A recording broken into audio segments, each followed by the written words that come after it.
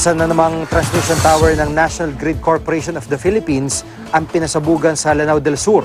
Pero hindi naman daw napinsala ng gusto ang tore na inaayos na sa ngayon. Ito na ikalawang tore na binomba ngayong taon mula Enero nung nakarang taon.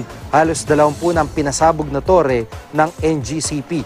Bukod sa pambobomba, problema rin ng NGCP ang right of way.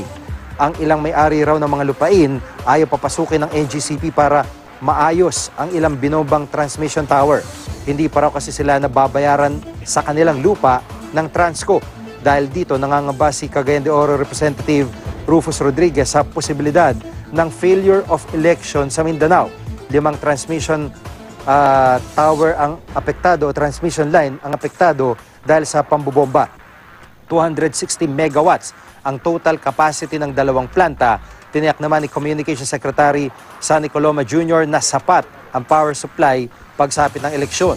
Ginagawa rin daw ng pamahalaan ng lahat para babantayan ang mga transmission tower.